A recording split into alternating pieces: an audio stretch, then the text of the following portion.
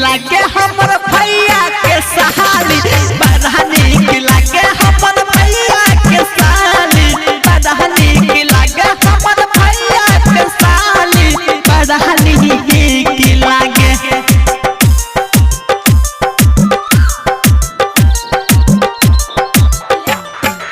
DJ Dilip Sharma Balaji recording studio Lokha Bazar Supaul Gopalganj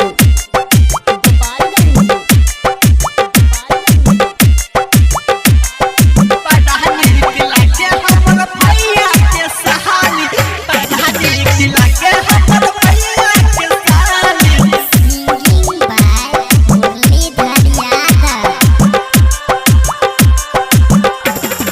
चमच हम चमकेले चेहरा के पनिया बड़ा नीक लागेले नक के हटा दुनिया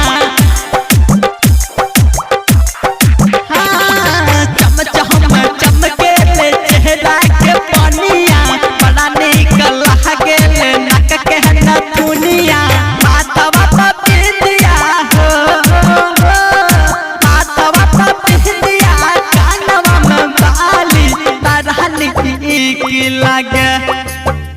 हाँ बड़ा नीक लागे हमर भैया के साली बड़ा नीक लागे हमर भैया के साली बड़ा नीक लागे हमर भैया के साली बड़ा नीक लागे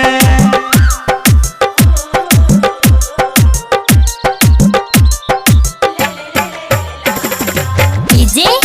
Dilip Sharma Balaji recording studio Lokha Bazar Supaul Gopalganj singing by Muralidhar Yadav लाखों में हजार पाव कर सूरतिया हमके सतावे वकर मीठी मीठी पतिया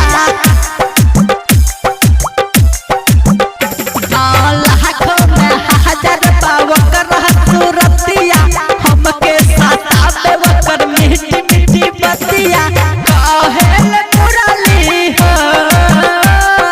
कहेल मुरली बनाए घरी बहाली बड़ा नीक लागे हाँ बड़ा नीक लागे हमर भैया के साली बड़ा नीक लागे हमर भैया के साली बड़ा नीक लागे हमर भैया के साली बड़ा नीक लागे बालाजी रिकॉर्डिंग स्टूडियो लोखा बाजार